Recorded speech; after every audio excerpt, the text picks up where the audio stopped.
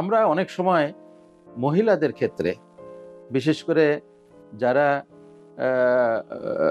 Child bearing এজে আছে, অর্থাৎ যারা প্রেগনেন্সি হওয়ার সম্ভাবনা থাকে, তারা অনেক সময় সিভিয়ার পেইন তলপেটে নিয়ে আসে।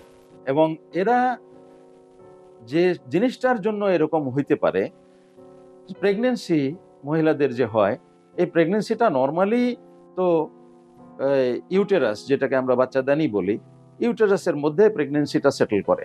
কিন্তু অস্বাভাবিকভাবে কখনো এই প্রেগনেন্সিটা ইউটেরাসে সেটেল না করে টিউব থাকে দুই পাশে দুটা ইউটেরাসের সাথে, এই টিউবের মধ্যে প্রেগনেন্সিটা সেটেল করতে পারে। এখন টিউবের মধ্যে যদি প্রেগনেন্সি সেটেল করে, সেটাকে আমরা ইংরেজিতে বলি একটোপিক প্রেগনেন্সি। অস্বাভাবিক জায়গায় প্রেগনেন্সিটা সেটেল করলো। কিন্তু আল্লাহ তাআলা প্রেগনেন্সি বিয়ার করার জন্য শরীরে ইউটেরাসকে বানিয়ে দিয়েছেন, এবং ইউটেরাসটাকে ওইভাবে তৈরি করেছেন যে ইউটেরাস এক সময় খুব ছোট থাকে, প্রেগনেন্সি যত বড় হইতে থাকে ইউটেরাসেরও ক্যাপাসিটি তত বাড়তে থাকে, ইউটেরাসেরও ধারণ ক্ষমতা তত বাড়তে থাকে। একই সিস্টেম কিন্তু টিউবের না। টিউব পারে না বাচ্চা বড় হওয়ার সাথে সাথে টিউব এনলার্জ করে বাচ্চাকে ওটার মধ্যে ধারণ করবার জন্য।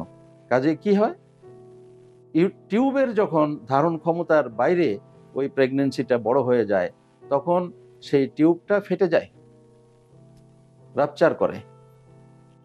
এইটা যখন হয়, তখন আমরা কন্ডিশনটাকে বলি রাপচার্ড একটোপিক প্রেগনেন্সি, ফেটে যাওয়া একটোপিক প্রেগনেন্সি। এখন ফেটে গেল, ক্ষতিটা কি?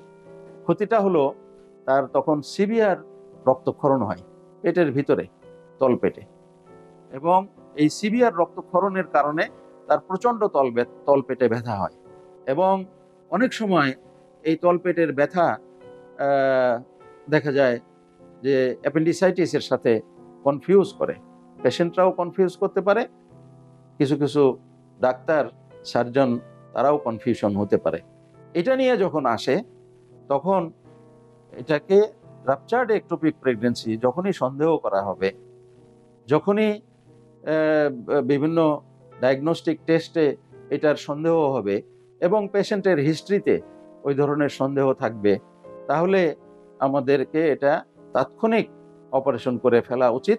কারণ অপারেশন তাৎক্ষণিক না করলে ওই যে প্রচণ্ড রক্তক্ষরণ হচ্ছে, খুব শীঘ্রই, খুব অল্প সময়ের মধ্যেই, 1-1.5 ঘন্টার ভিতরে বা অনেক সময় আধা ঘন্টার ভিতরে এত প্রফিউজ ব্লিডিং ভিতরে হয়ে যায় যে পেশেন্টের শরীরের রক্তর অধিকাংশ রক্ত পেটের ভিতরে বের হয়ে যায়। পেশেন্ট তখন শকে চলে যায়, এমনকি পেশেন্ট মৃত্যুবরণও করতে পারে। সেই জন্য তাদেরকে কোনো মতেই বিলম্ব করা উচিত না। এরকম যখন সন্দেহ হবে, বিলম্ব করলে পেশেন্টের জীবনের ঝুঁকি, এবং আমরা হয়তো পেশেন্টটাকে হারাইও ফেলতে পারি। সেই জন্য এই রকম কন্ডিশন হলে আমরা যত দ্রুত সম্ভব এটা অপারেশন করে ফেলতে হবে। একজন অভিজ্ঞ সার্জন, তিনি যদি তার অবস্থার পরিপ্রেক্ষিতে যদি মনে করেন যে একজন গাইনোকোলজিস্টের পরামর্শ নিতে হবে, সেটা তিনি নিতে পারেন। কিন্তু সব ক্ষেত্র, সব জায়গায় যে টার্সিয়ারি কেয়ার সেন্টার আছে তা তো না। এরকম সার্জনরা হয়তো রুরাল হেলথ কমপ্লেক্সে পোস্টিং আছে, যেখানে হয়তো গাইনোকোলজিস্ট নাই, অথবা ওইখানে গাইনোকোলজিস্ট পোস্টিং থাকলেও উনি হয়তো কোনো কারণে ওই সময় উপস্থিত নাই। তাহলে কি পেশেন্টটাকে উনি ওয়েট করবেন যতক্ষণ পর্যন্ত না গাইনোকোলজিস্ট অ্যাভেলেবল হন? না, সার্জনকে অপারেশন করে ফেলতে হবে টু সেভ দ্য লাইফ। এমন সিচুয়েশন ওইটা যে ওই সিচুয়েশনে রুরাল হেলথ কমপ্লেক্স থেকে পেশেন্টকে অ্যাম্বুলেন্সে করে হলেও আরেকটা হায়ার সেন্টারে ট্রান্সফার করতে করতে পেশেন্ট হয়তো জীবন হারাতে পারেন। কাজেই তাকে আর সময় দেওয়া যাবে না, তাকে তৎক্ষণাৎ অপারেশন করে ফেলতে হবে।